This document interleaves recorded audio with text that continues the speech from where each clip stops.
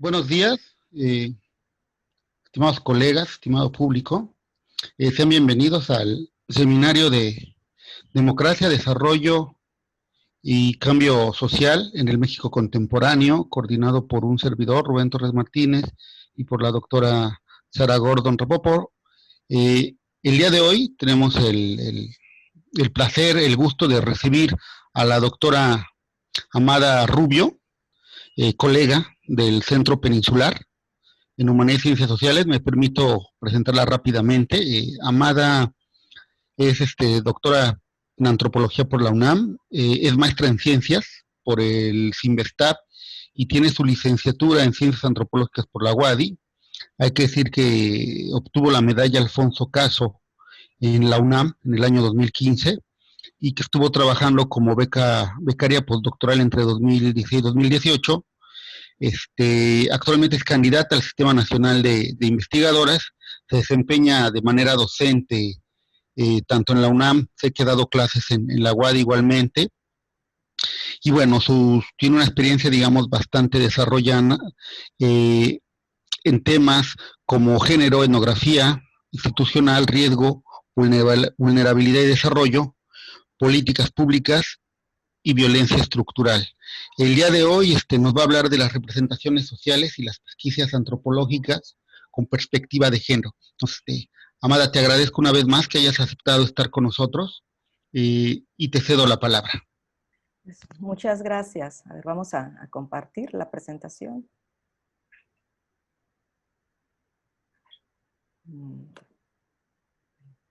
Pues muchas gracias a todos y a todas por estar aquí, por estar presentes, especialmente a la doctora Sara Gordon y al doctor Rubén Torres por la invitación a sumarme a su seminario con la presentación del día de hoy, que tendrá como objetivo precisamente hacer una reflexión a partir de la investigación postdoctoral que desarrollé en el Centro Peninsular entre el 2016 y 2018, como ha señalado el doctor Rubén Torres, y que esto ha sido el cimiento importante para el proyecto de investigación que actualmente desarrollo en este mismo centro. Para efectos de la presentación la he dividido en 3 momentos. El primero será hacer un repaso sobre las representaciones sociales, abuelo de pájaro, mostrando algunos elementos fundamentales. Posteriormente, en otro segundo momento, mencionaré algunos resultados del trabajo postdoctoral que se realizó. Y finalmente quisiera comentarles en qué ando ahora, qué estoy realizando, ¿no? Entonces estos serían los 3 momentos de la presentación, dando tiempo a los comentarios y a las aclaraciones o a las intervenciones del público. Bueno, pues vamos a iniciar el punto de partida. El punto de partida son las representaciones sociales. Esta teoría yo la retomo, tengo que abrir un paréntesis y mencionar que la retomo desde mis estudios de doctorado hace unos años en el Instituto de Investigaciones Antropológicas de la UNAM. Allí trabajé las representaciones con la finalidad precisamente de analizar estos significados, estas actitudes y estas prácticas, las representaciones que integrantes de familias de Tequit, Yucatán, tenían sobre la presencia de mujeres en organizaciones productivas. Para ello tomé a 2 organizaciones productivas para el desarrollo, que eran las que fomentaba la extinta CDI desde el POCMI, ¿no? También un programa que fue de esta comisión. El punto que retomé fue el punto de las mujeres y de sus familias. La unidad de análisis en el doctorado fue precisamente la unidad familiar, la familia, y bueno, para dar cuenta de estas representaciones que se formaban a partir de la presencia de estas mujeres en estos proyectos de desarrollo. Este fue el primer acercamiento que tuve con las representaciones sociales y posteriormente vuelvo a retomar a la teoría en la investigación postdoctoral. Pero bueno, nos tendríamos que preguntar cuál es la bonanza que tendría las representaciones sociales, porque, bueno, es una teoría que se sabe o sabemos que surge hacia el 61 con Serge Moscovici, en esta obra que ustedes pueden ver en la imagen, el psicoanálisis, su imagen y su público, que a pesar de que surge desde la psicología social, ha sido empleada desde otras disciplinas científicas como la sociología, la misma antropología, Incluso desde el trabajo social hay algunas investigaciones que retoman a esta perspectiva, ¿no? Y es que nos permite hacer esta comprensión de diversos fenómenos sociales en cualquier contexto cultural, pero sobre todo un punto importante que hay que rescatar es la utilidad social que tiene esta teoría, que es la aplicación en los problemas sociales.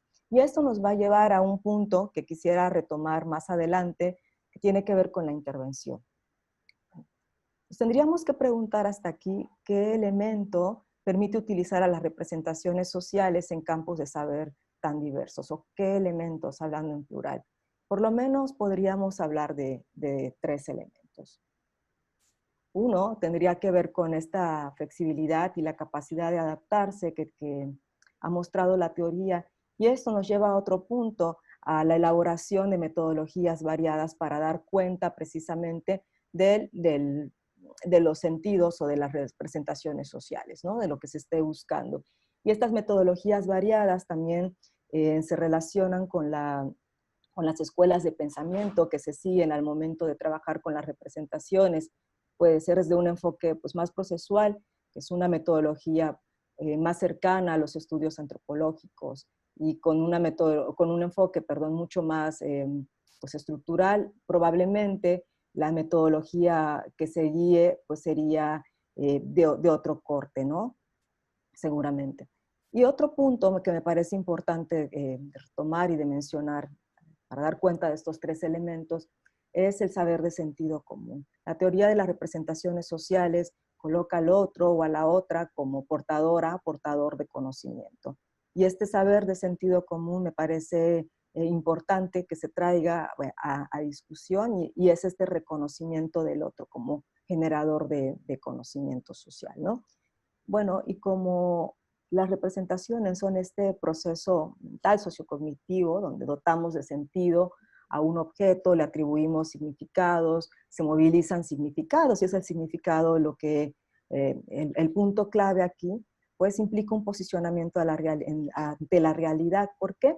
Porque las representaciones sociales son susceptibles al cambio, dado que nosotros construimos, todas estamos constantemente construyendo representaciones sociales, constantemente estamos posicionándonos, estamos mostrando actitudes, y también tenemos prácticas relacionadas, ¿no? Entonces, esto posibilita esta factibilidad del cambio. De las representaciones tienen un carácter dinámico, y nos lleva a hablar precisamente este punto desde de la intervención, que como mencioné hace un momento, lo retomaré.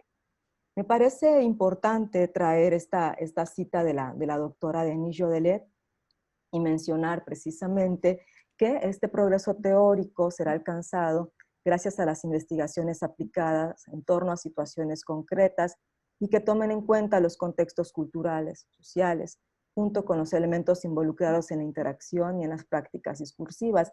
Y lo que nos señala pues es muy claro, pues cómo debe ser este progreso teórico, cómo debería de realizarse a partir precisamente de investigaciones que se sitúen, de investigaciones situadas, que nos permitan pues generar categorías, que nos permitan hacer un análisis en este sentido, ¿no? Y esto sería parte del avance teórico, generar nuevas categorías a partir de estos trabajos situados. Otro tercer punto que quisiera retomar, una tercera diapositiva sobre las representaciones sociales, es precisamente esta construcción del objeto social que ya he mencionado brevemente, que implica esta elaboración teórica, que implica una elaboración metodológica, porque nos representamos precisamente un objeto que sea de interés social, de que sea de un interés para un grupo.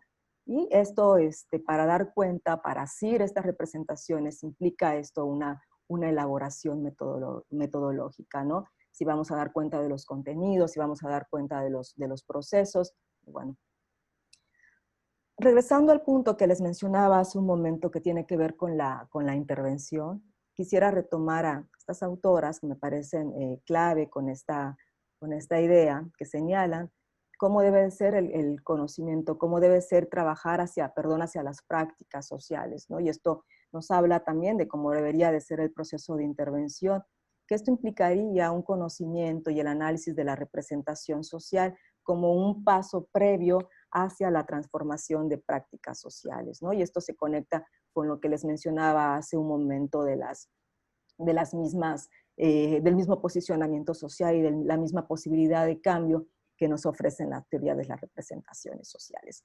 Hasta aquí esta es la primera parte sobre las representaciones muy breves. Y ahora quisiera compartirles, aquí pueden ver en la diapositiva que he puesto programas institucionales. Esto nos conecta con la investigación postdoctoral que realicé en el Centro Peninsular. Esta investigación, como pueden ver ustedes, se tituló Programas Gubernamentales para Hombres y Mujeres y la reconstrucción de sujetos vulnerables por las instituciones y sus agentes. Mencioné, abro un paréntesis, que en el doctorado trabajé con mujeres que recibían estos programas de desarrollo, ¿no? Mi unidad de análisis fue la familia, para comprender cómo se significaban, cuáles eran las actitudes, cuáles eran las prácticas respecto a estos proyectos de desarrollo. Y una de las aristas que ahí quedó pendiente, siempre hay pendientes en las investigaciones, no siempre quedan como puntos que no se pueden desarrollar, era precisamente ver el otro lado, ver el trabajo que estaban realizando los agentes externos, los promotores, desde sus instituciones, ¿no? Y esto fue lo que hice en el postdoctorado. En el postdoctorado, en grosso modo, lo que analicé es cómo se estaban construyendo sujetos vulnerables por las instituciones a partir de dos programas. Bueno, uno fue un programa que fue Prospera en su componente de salud, y el otro, pues, no resultó al momento, que no era un programa, que era una dirección del DIF. Entonces, lo que hice allí fue precisamente trabajar con estos agentes que estaban encargados de hacer la vinculación con la población, llamada población objetivo, con la finalidad de comprender cómo se estaban construyendo sujetos vulnerables, ¿no? Mi eje de análisis siguió siendo las representaciones sociales, pero también retomando categorías como la vulnerabilidad y la perspectiva de género, que ha sido transversal en las investigaciones que he realizado. Y como contexto, tomé a Celestún. ¿Por qué Celestún? Bueno, ciertamente yo tenía que delimitar o no podría hablar de programas y no podía hablar de instituciones sin aterrizarlo. Me pareció que hubo una coyuntura para trabajar con Celestún, porque al llegar al centro me adscribo, formo parte de un equipo de investigación consolidado, me atrevo a decir, que estaba trabajando en esta zona costera, y para mí fue un reto. Fue un reto trabajar con comunidades o con la costa, con comunidades costeras, porque no lo había hecho antes y me parecía importante también tener este acercamiento, ¿no? Y aprovechando también la sinergia, el trabajo que se estaba haciendo en equipo, pues decidí analizar estas construcciones, estas representaciones que se tenía del sujeto vulnerable con este programa y con esta dirección, con las personas que estaban, a las personas con las que se vinculaban en Celestún. Y fue así como inicié el trabajo, y en un primer momento, o sea, la propuesta inicial del proyecto era trabajar únicamente con los promotores, con directivos y con todo el personal que estuviera vinculado con este programa y con esta dirección, ¿no? Pero sabemos que nosotros proponemos, hacemos nuestro proyecto, pero la misma dinámica del proyecto dispone. Entonces, en el segundo año de beca fue importante ir al contexto, ir a Celestún y trabajar también con las personas que eran receptoras de este programa y de los programas que tenía esta dirección, ¿no? Esto fue en un segundo momento, y también les hablaré brevemente de cómo fue este acercamiento, cómo fue este segundo momento. El primer momento fue el trabajo con los agentes de desarrollo y el acercarme a las instituciones. Fue interesante, y justo por esto les quisiera presentar un poco cómo fue esta experiencia etnográfica. Me propuse hacer una etnografía institucional, que esto también era para mí un reto, ¿no? Yo soy antropóloga que tuvo un acercamiento a la misma disciplina, donde se nos recalcaba mucho la importancia de la inmersión profunda, la importancia de los primeros acercamientos, el extrañarse ante la realidad, Pero bueno, esto a mí me había funcionado muy bien, esta fórmula, en el trabajo con las comunidades, que así había sido mi experiencia desde que estudiaba la licenciatura hace 20 años, ¿no? Pero al tratar de hacer una etnografía en institución, esto fue un reto. Los primeros acercamientos, por ejemplo, tuvieron que ser repetitivos, se dilataron en algunos momentos, tuve que pues también estar pues consciente de la desconfianza que generaba, qué estaba haciendo, por qué lo estaba haciendo, recalcando justamente la ética en el resguardo de la información, recalcando mucho qué se estaba pretendiendo, cuáles eran los alcances de la investigación. Y también me tocó en más de una ocasión comentar, ¿no?, que un antropólogo, una antropóloga en este caso, no solo se vincula con comunidades o en este caso con gente de poblaciones maya, como me recalcaban, pero ¿qué haces aquí? ¿No? Sino también podemos hacer etnografías, también los antropólogos estamos en todos lados y también podíamos dar cuenta de estas dinámicas que sucedían al interior de ambas instituciones, ¿no? También el idioma lo tuve que aprender algunos códigos de comunicación, tuve que aprender las formas, tuve que también pues dar, o sea, estas particularidades de etnografiar a las instituciones también me confrontaba pues con una reflexión que nos llevaría a hablar del oficio del antropólogo, de la antropóloga, ¿no? Porque me tuve que enfrentar en más de una ocasión a la negativa. Hubo gente que sí estuvo presta y dispuesta a colaborar desde el inicio, pero no fue así en todos los casos. Entonces, enfrentarse a esta negativa y a esta desconfianza que se genera por el interés de trabajar, bueno, pues ahí tuvimos que insistir, ¿no? Y también adaptarnos a las condiciones que tanto la dirección como la institución de salud pues daba, ¿no? Las condiciones que se generaban para realizar las entrevistas, para realizar el trabajo. Y algo muy rico al estar ahí, al hacer esta etnografía, al dar cuenta de las dinámicas, era precisamente pues el poder ver o el poder estar ahí escuchando con todos los sentidos, viendo con todos nuestros sentidos a los usuarios y a las usuarias que llegaban también a demandar o a pedir algún tipo de servicio. Esta parte no fue propiamente contemplada, pero sí nos arrojó información importante que nos hicieron tener una etnografía mucho más completa. Hasta aquí fue esta parte o este comentario sobre el trabajo etnográfico. Y ahora quisiera comentarles brevemente sobre los propios resultados, algunos resultados que hallé en la investigación. Si alguno o alguna quisiera mayor información, pues con mucho gusto podríamos proporcionar algunas publicaciones derivadas, ¿no? Hasta la administración pasada, mencionábamos hace un momento que el postdoc lo hice del 2016 al 2018. Entonces, este análisis que realicé de este programa y esta institución correspondían al periodo pasado, a la administración estatal anterior, ¿no? Entonces, esta administración anterior tenía un catálogo de programas de bienes y servicios públicos que se actualizaba año con año, ¿no? Este programa, este catálogo, perdón, nos podía mencionar o nos podría mostrar, o sea, previo análisis, claro, el número de instituciones y el número de programas que operaban para Yucatán. Aquí a manera de ejemplo les traigo del 2015 al 2016, que bueno, ahí pudimos ver que en este periodo habían 26 instituciones en Yucatán. Y de esas 26 instituciones, en general, tenían 185 programas de asistencia. De esos 185 programas de asistencia, 132 aplicaban para Celestún. Entonces aquí la pregunta también que surgía era si había un esfuerzo institucional importante, si había todos estos recursos, pues porque Celestún estaba en las condiciones en las que se encuentra, ¿no?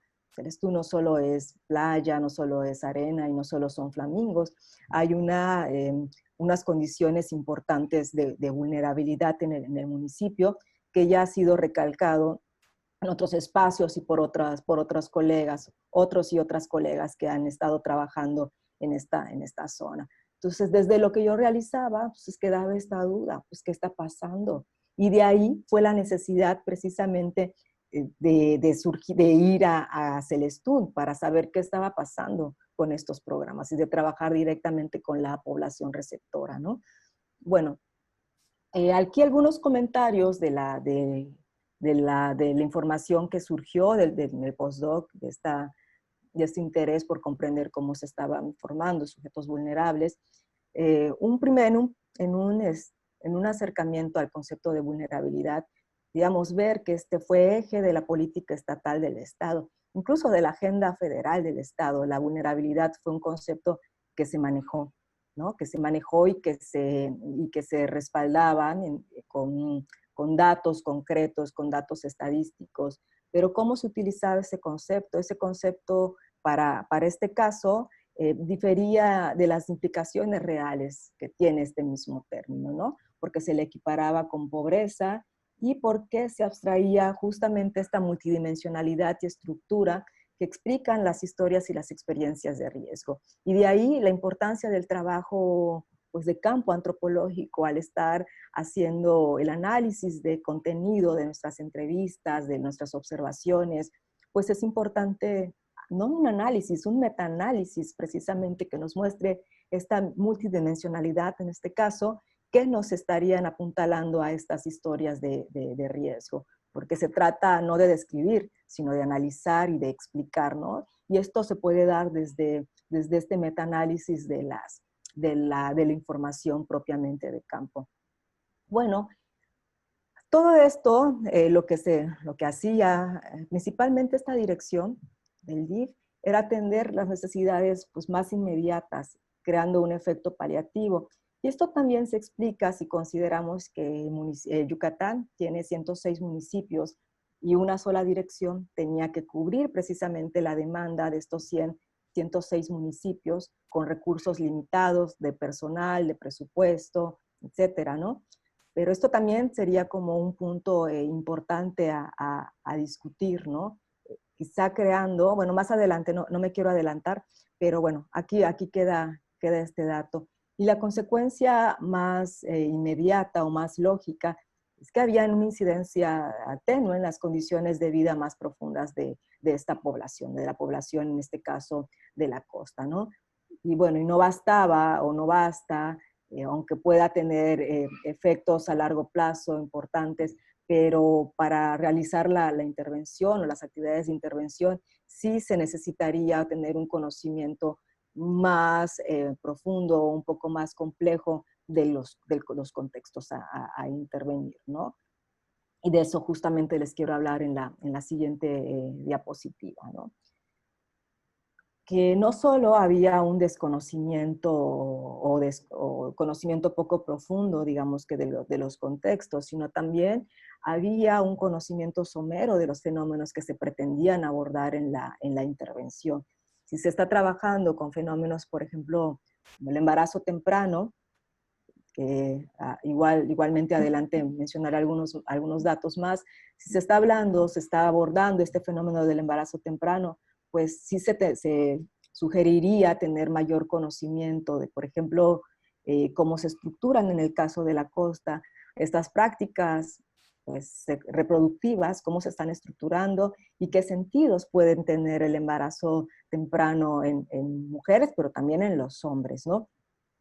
¿Y qué se hacía? Bueno, también se partía de una imagen homogénea del territorio, y para quienes hemos estado trabajando aquí, principalmente en este estado, sabemos que no es igual a trabajar con población, pues, maya en el sur, en Chaxinquín, por ejemplo, a trabajar con población, pues, en la costa.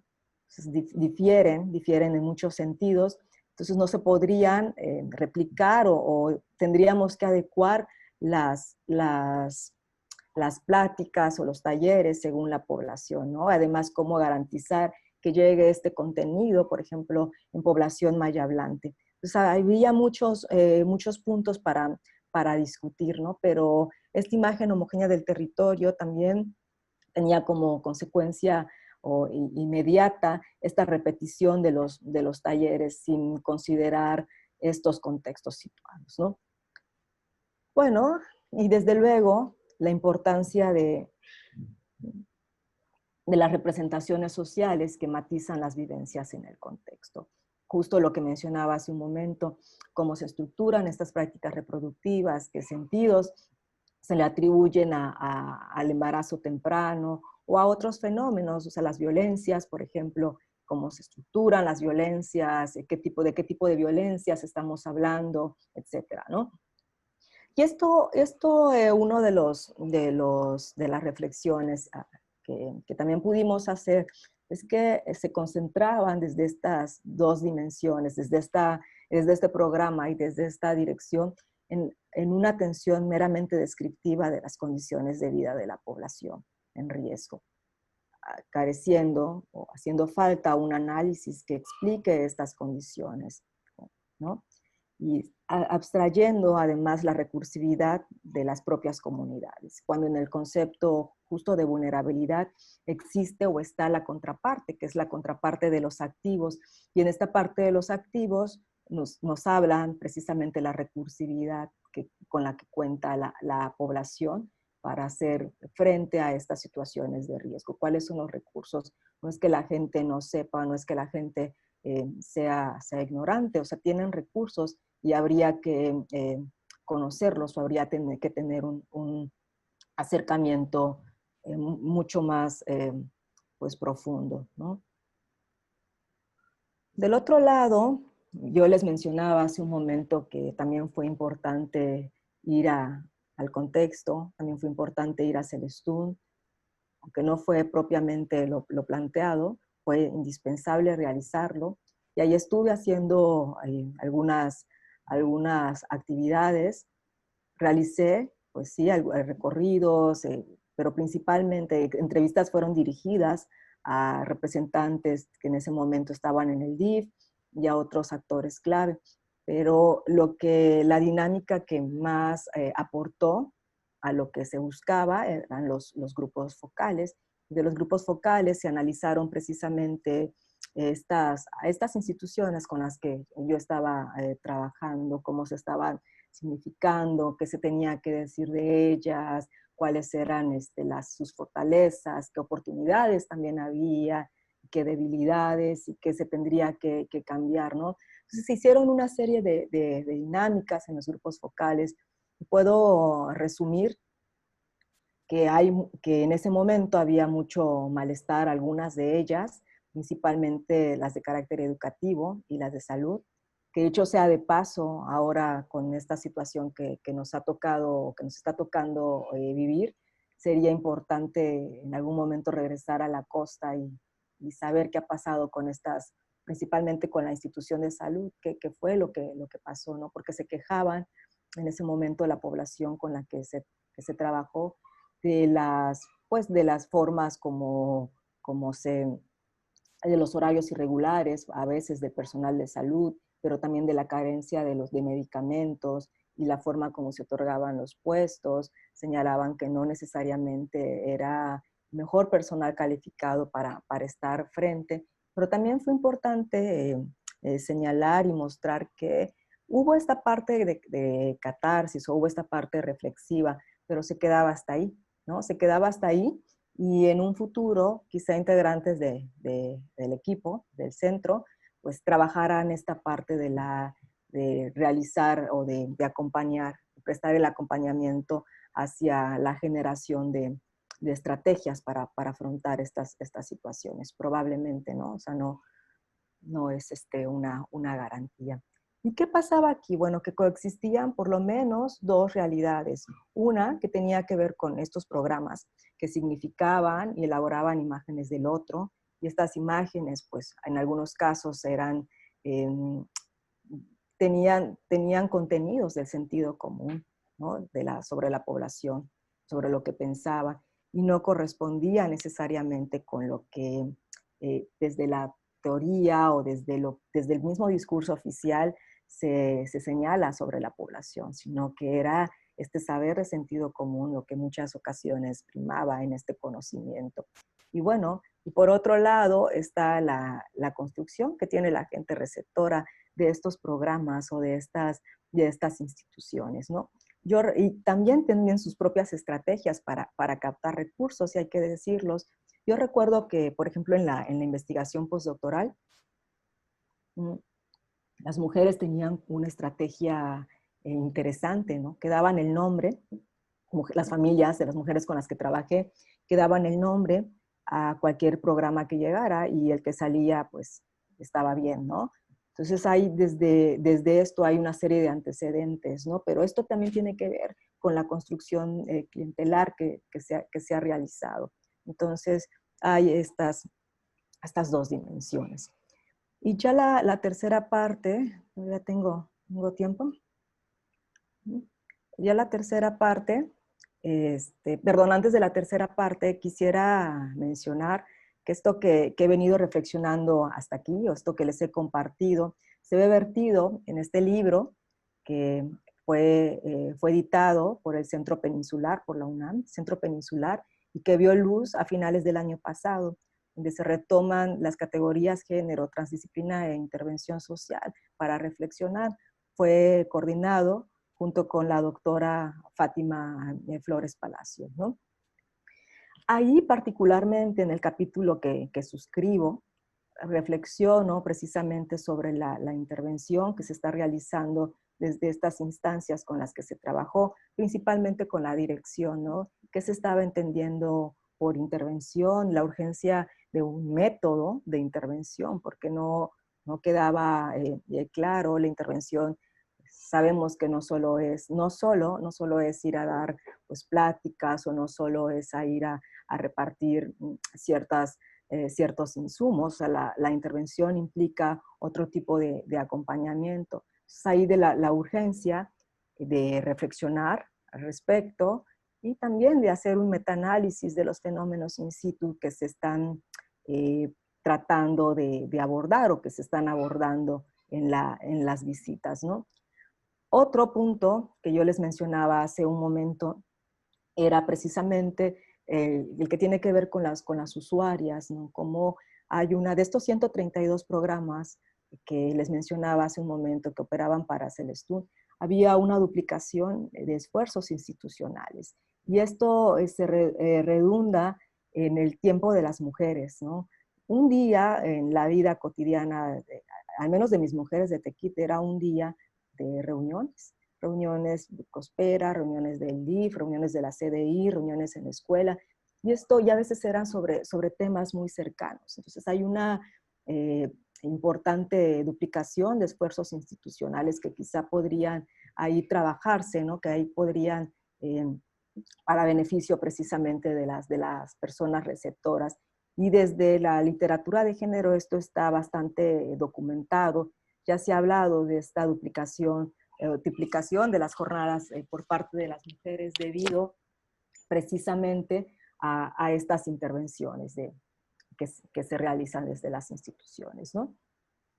Y que además disponen del tiempo de las mujeres cuando tienen bastantes ya actividades que cumplir en la cotidianidad, ¿no?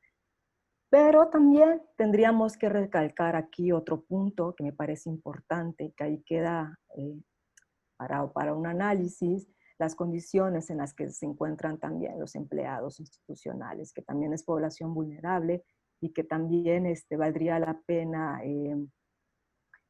señalarlo, ¿no? Estas condiciones de trabajo, el tener que cumplir todos los días con ciertos talleres, el cumplir con ciertas disposiciones que se les están solicitando, ¿no? Y bueno, pero todo esto está en este documento.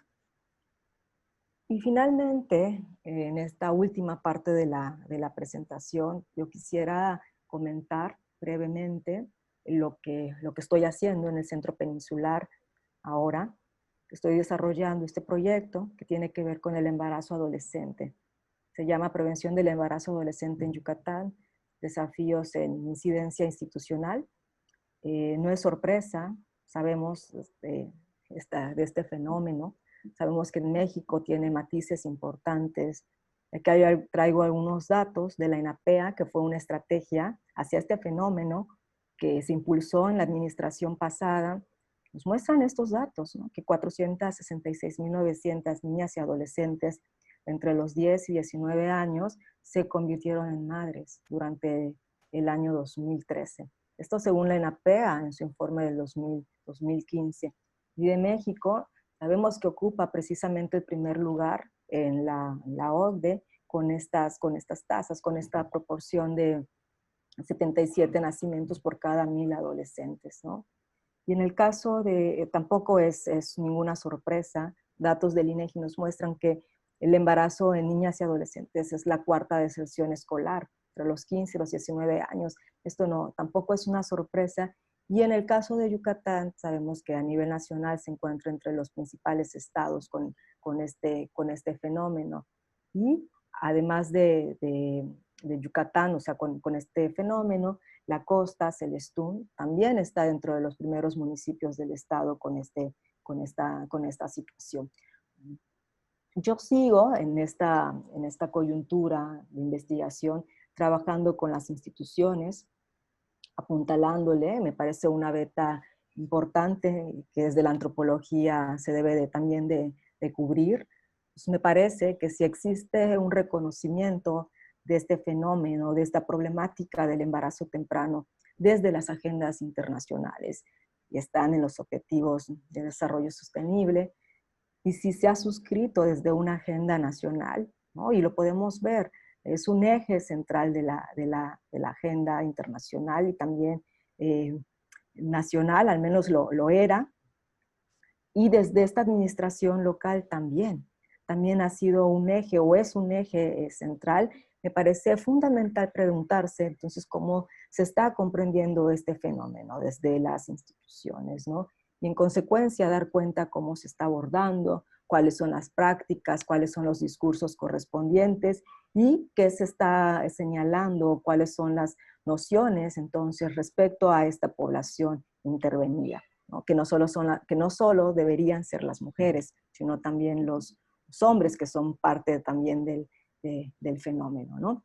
Entonces en esto me encuentro y quisiera, esta creo que es la última diapositiva, quisiera cerrar la presentación reflexionando.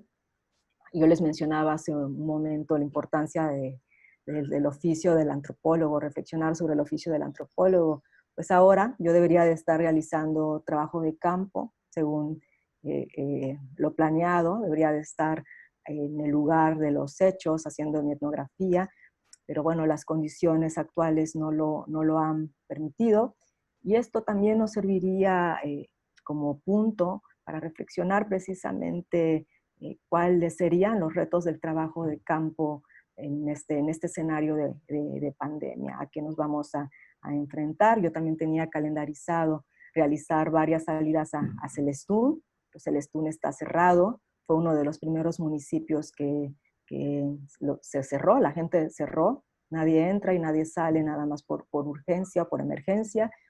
Y bueno, o sea, esto nos serviría como también de punto para reflexionar esto que ya les he comentado, ¿no? Cómo realizar el trabajo de campo antropológico en estos tiempos de pandemia. Yo lo dejaría hasta aquí, esperando sus comentarios. Si tuvieran alguna pregunta, sean bienvenidos. Muchas gracias, Amada. Muchas gracias. Muy interesante lo que nos has presentado.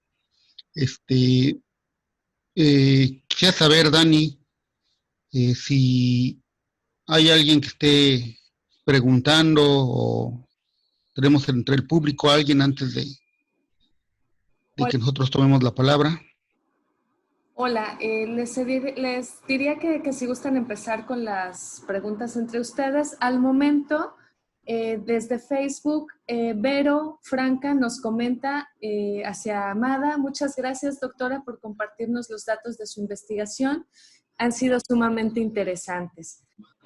Les invitamos a las personas que nos están viendo en Facebook que pongan sus comentarios y sus preguntas para que podamos continuar el debate.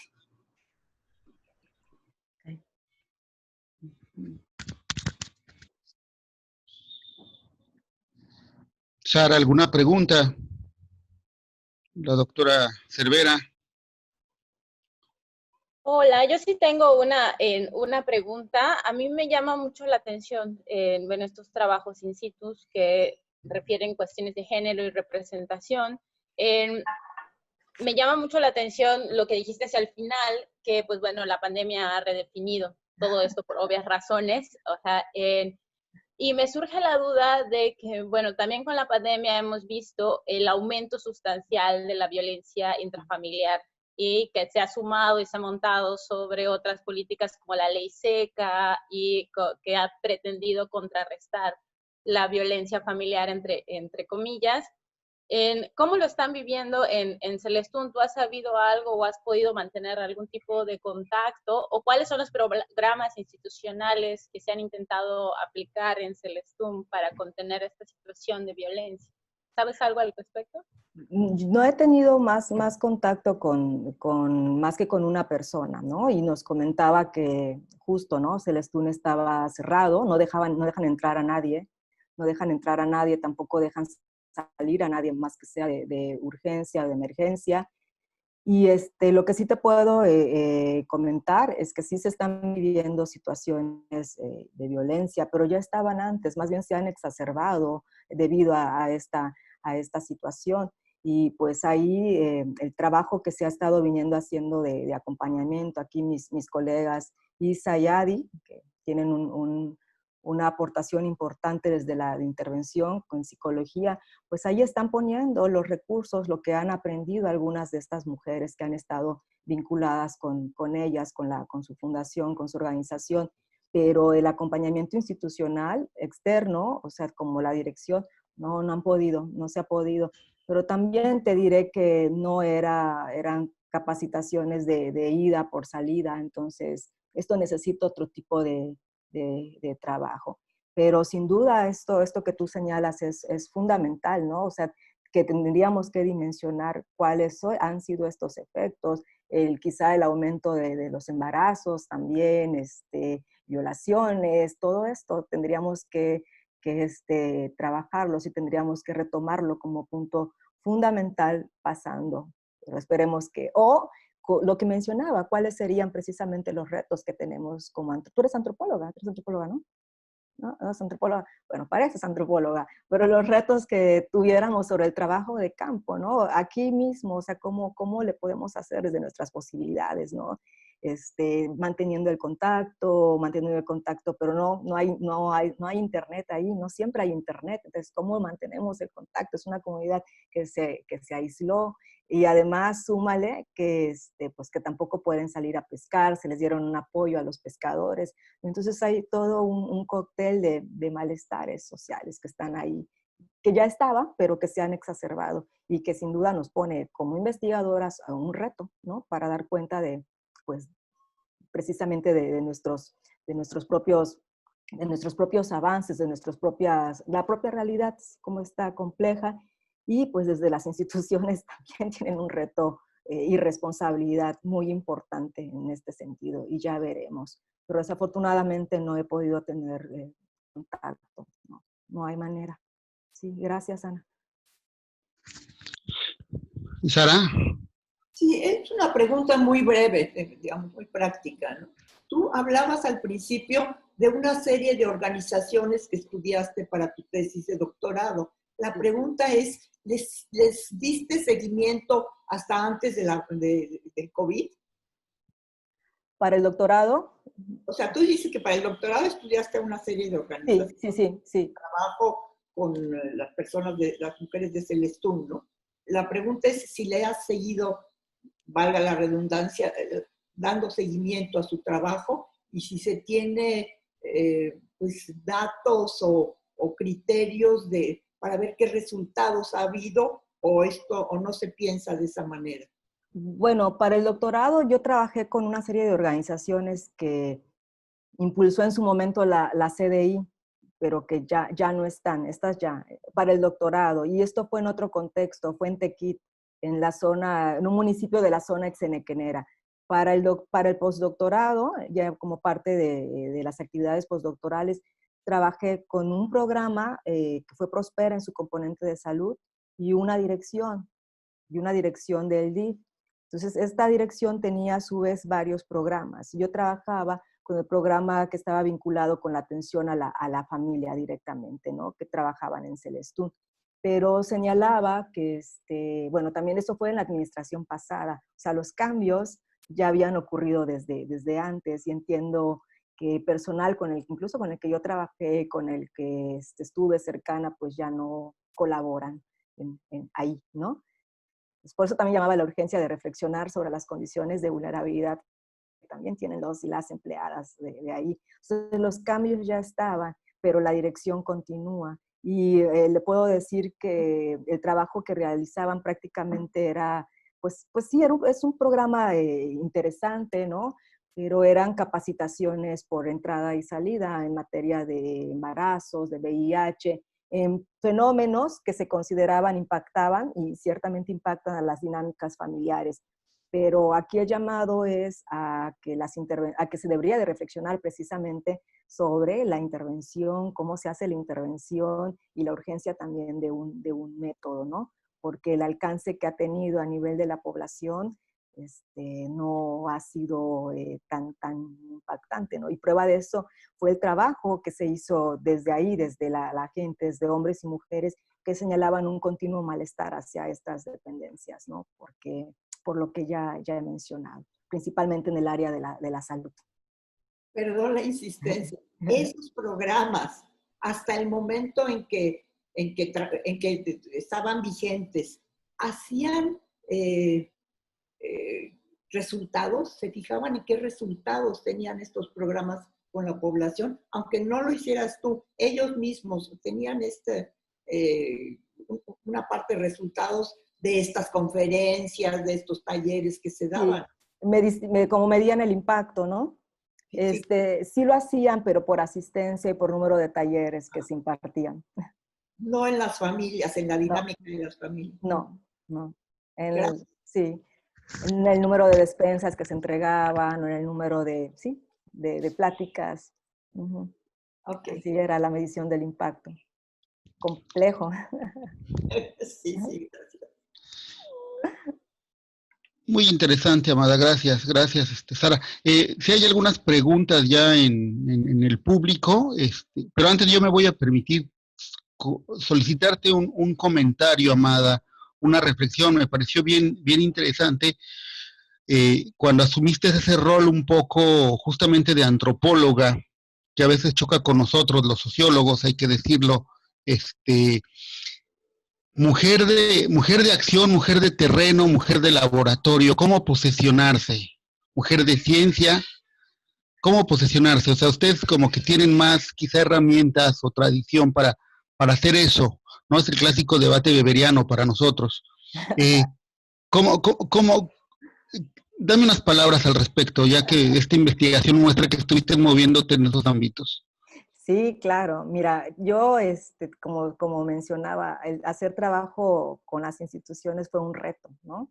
Yo, pues, fui formada desde una tradición antropológica, pues, clásica, podemos mencionar, donde ir a campo y hacer trabajo de campo, estilo Malinowski, ¿no? Retomando el diario de campo, y ahí te presentas, llegas a campo y te presentas como alguien que, pues quizá está el mimetizarte o hacerte, ¿no? Estar estableciendo una relación más horizontal, y bueno, y desde eso se nos recalcó mucho en el aula, ¿no? Como hacer trabajo de campo en las comunidades, y ahí no tuve ningún problema. Y de hecho, en Celestún, a pesar de que para mí era un terreno nuevo, que no conocía absolutamente nadie, no me ha costado establecer propios contactos o mencionar, y soy muy franca.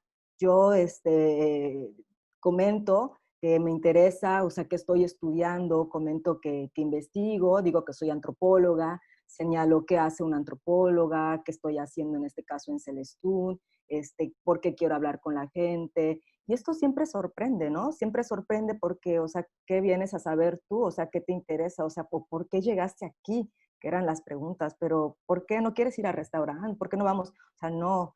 Entonces, he sido y soy muy franca en este sentido, ¿no? Que voy con esta identidad de antropóloga, que quiero conocer a la cultura, que quiero conocer cómo viven, que quiero conocer precisamente cómo les fue en la fiesta, etcétera, ¿no? O sea, esto a mí me ha quedado muy claro. Y ahí no ha habido mayor conflicto. Y no se sabe qué es un antropólogo, que ese es otro punto, y ahí hay que explicar, ¿no? Porque un antropólogo no es un arqueólogo, un antropólogo, o sea, ¿no?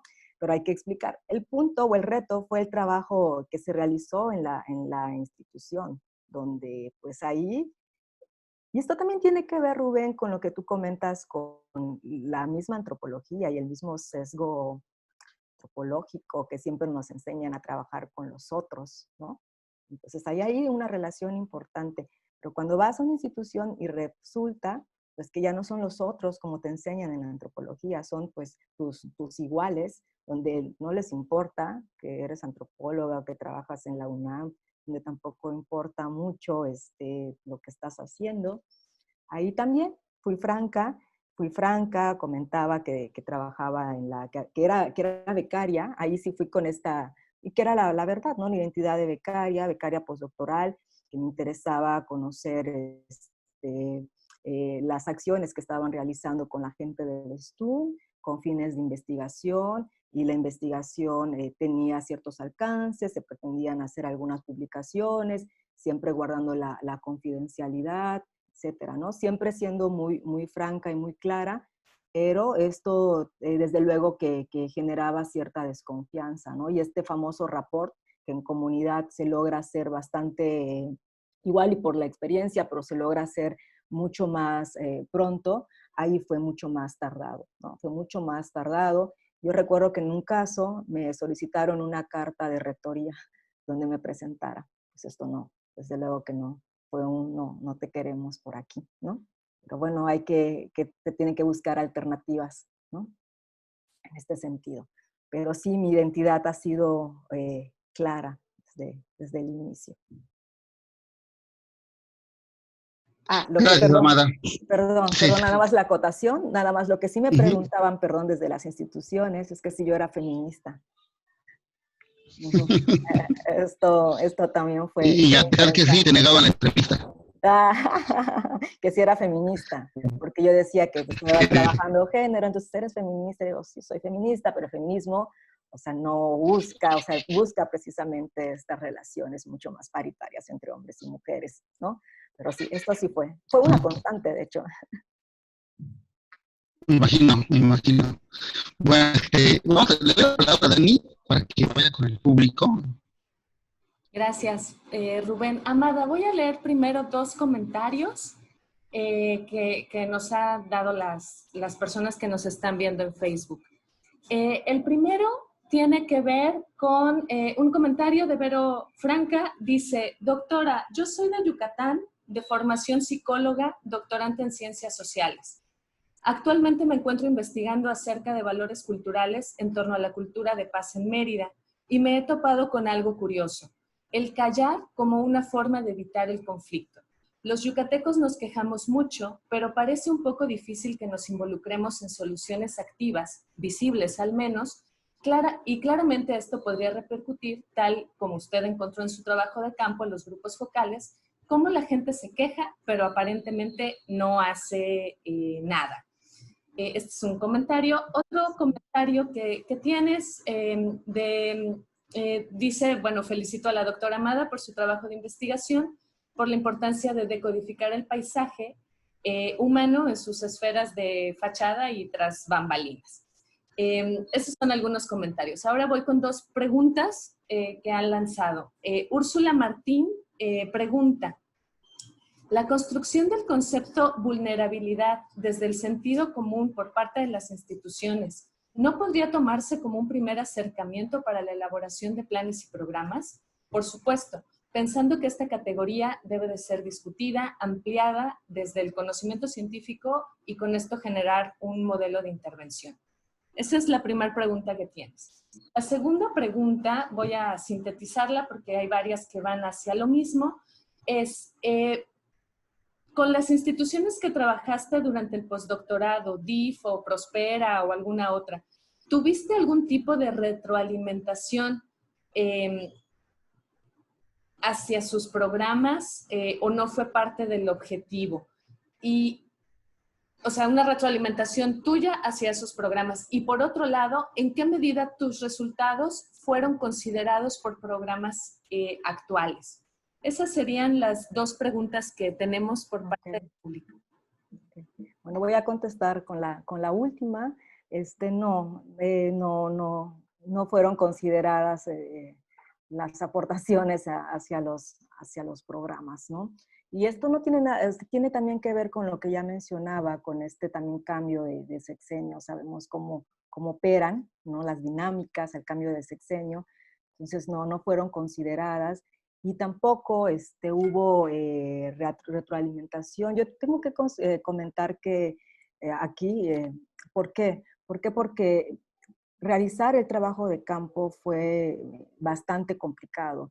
Tuve que hacer algunas entrevistas, por ejemplo, en la acera, porque era ahí donde se permitía el espacio, porque se comparten espacios, donde también tenemos que señalar que hay dinámicas laborales que tampoco favorecían algunos de estos procesos. Entonces, en algún momento yo regresé para ofrecer, para comentar qué había hallado, pero no hubo no fue necesario. Dejé ahí un par de trabajos que habían justamente salido, y uno es sobre cómo se maneja el concepto de vulnerabilidad, cómo fue entendido desde esta dirección del DIF, y cómo, qué posibilidades tendríamos, justo lo que preguntaba, o lo que comentaba Úrsula, qué posibilidades habrían con este concepto, ¿no? Pero desafortunadamente no hubo una retroalimentación de ahí para mí, ni al revés, ¿no? Porque no se dieron las condiciones. Y esto es uno de los puntos pendientes, o sea, pero hay que ser también muy cuidadosos y muy cuidadosas en este sentido, ¿no? Pues, ¿qué más, no? Que se incluyan. Y yo creo que tendríamos, bueno, desde cuando escogemos un problema de investigación, hay un posicionamiento, ¿no? Y si trabajamos con las representaciones sociales, mencioné que hay este posicionamiento hacia el cambio y hacia la transformación, y que encantada que hubiera esta sinergia. En algún momento se planteó, hubo personal, hubo un psicólogo en particular que estaba dispuesto, pero luego los techos de cristal y las situaciones que se mueven por ahí no fueron las más propicias para que establezcamos contacto y para que él pudiera presentar o pudiéramos presentar parte de lo que se había encontrado en la investigación. Así que no fue por las mismas dinámicas que ahí estaban.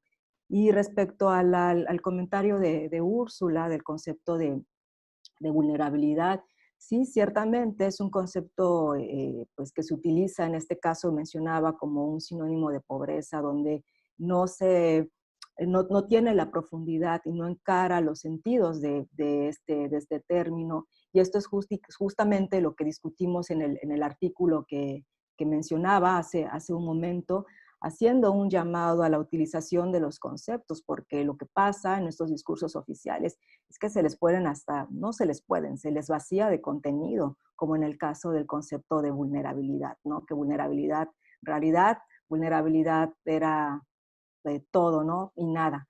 Hay que tener esta rigurosidad, ¿no? Y evitar este vacío de conceptos. Yo creo que desde este lado tenemos que hacer ciencia con conciencia, pero del otro lado también tendría que haber una responsabilidad al utilizar los conceptos que rigen sobre todos estos planes o estas agendas nacionales y locales de desarrollo, ¿no?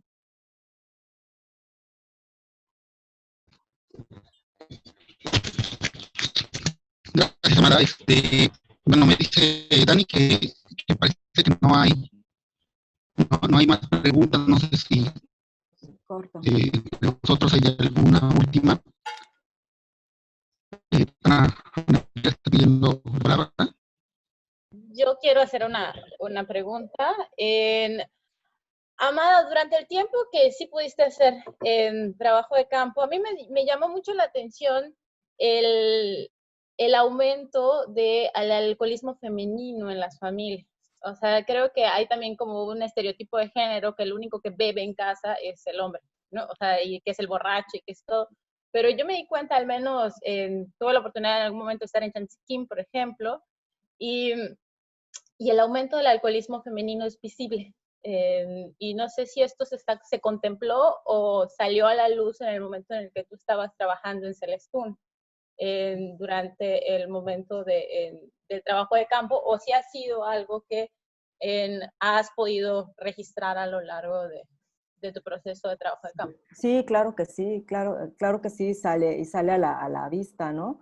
Y esto, como tú dices, ¿no? Al momento de hacer el trabajo, las instituciones pues omiten, y los programas vinculados con el alcoholismo para mitigar son, o se dirigen a las familias, pero pensando en los hombres, cuando sí hay un problema importante de alcoholismo en mujeres, pero en mujeres adolescentes, en hombres adolescentes también, ¿no? No solo, o sea, adultos. Y sí es un problema y que se tendría que trabajar, claro, es totalmente visible, ¿no?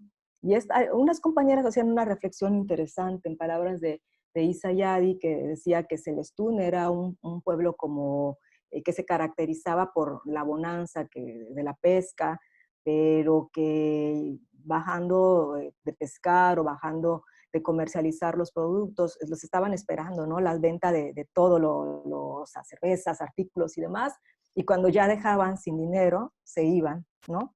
Y ahí se quedaban y se regresaban a este mismo círculo en el que está, ¿no? Donde sí el alcoholismo, y este es un fenómeno importante de atender el alcoholismo en mujeres adolescentes, en mujeres adultas y en jóvenes también, ¿no? Es un problema que en los grupos focales salía, en los grupos focales también se comentaba de esta problemática, ¿no? Sí, muy buena observación. Gracias, Ana.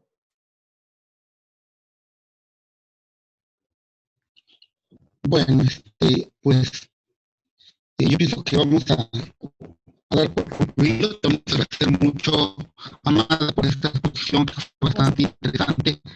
¿Me escuchas? No escucho. ¿Me escuchan? Se entrecorta tu micrófono mucho. Sí, se entrecorta. Okay. Si le das reiniciar al sonido, puede ser. Sí, ¿me escucha mejor? Sí. Bueno, entrecortado.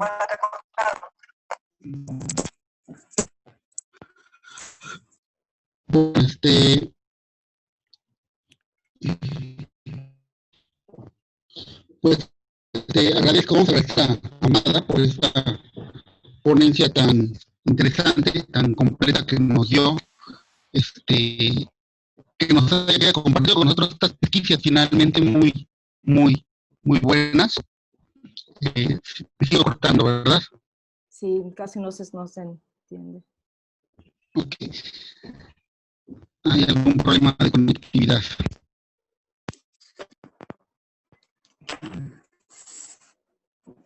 Ok, ¿me escucho mejor?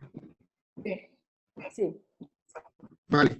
Pues quería agradecer a Amada, finalmente, por haber compartido con nosotros estas pesquisas, insisto, haber compartido con nosotros todos estos descubrimientos, hallazgos que ha ido encontrando, y también las dificultades que implica finalmente este trabajo de campo. Y insisto, yo me quedo mucho con la parte de cómo finalmente esto también aterriza o termina, digamos, surcando con la parte de las instituciones, lo cual yo agradezco mucho a la gente que nos escucha en Facebook, ¿no? Y a la gente de siempre también le agradecemos enormemente por su presencia. Y decimos que con eso concluimos el semestre actual, ¿no? Este semestre que nos agarró la pandemia, el cual también decidimos junto con la doctora Gordon y con las autoridades del CEPSIS, el doctor Curia, que bueno, que lo haríamos bajo esta modalidad, que es una de las modalidades que poco a poco está como institucionalizando, ¿no? esta nueva normalidad para estos cursos, para estos seminarios, y con este curso cerramos el semestre. Sin embargo, el próximo semestre arrancamos de nuevo. Ya tenemos el programa hecho, me permito presentarlo muy rápidamente. La lógica va a seguir siendo la misma, todos los miércoles o un miércoles al mes, 10 de la mañana, esperando el momento, digamos, en el cual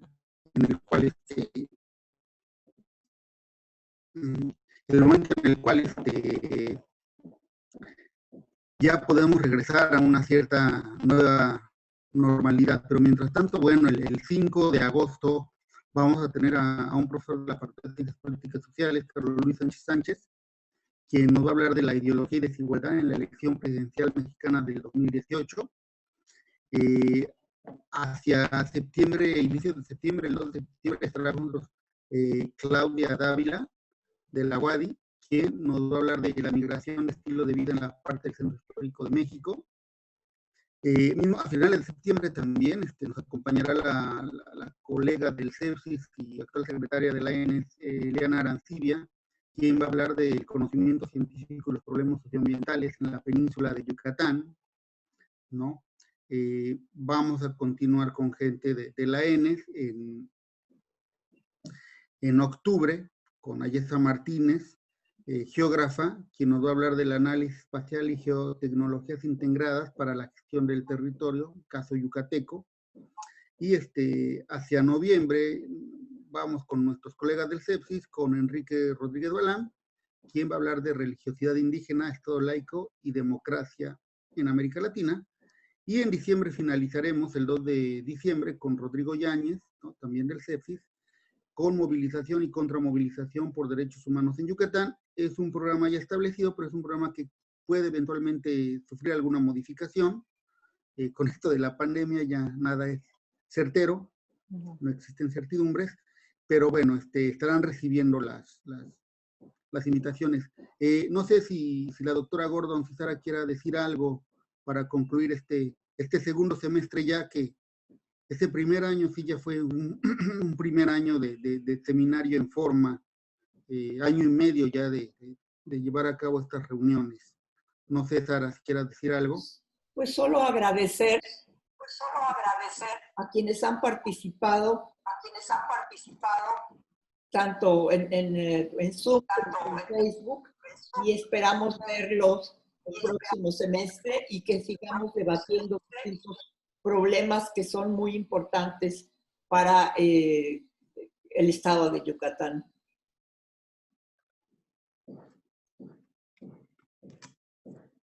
Ok, bueno, pues si es esto, pues una vez más, muchas gracias a toda la gente allá en el Facebook Live. Muchas gracias, Amada, por haber aceptado, por haber mantenido por esta experiencia tan rica de compartir con nosotros. Muchas gracias a Dani y a todo el equipo técnico también que hay de logística, que siempre nos está ayudando, que siempre nos resuelve muchas cosas, y ya el público. Les mando un abrazo y nos vemos la próxima. Muchas gracias. Hasta luego.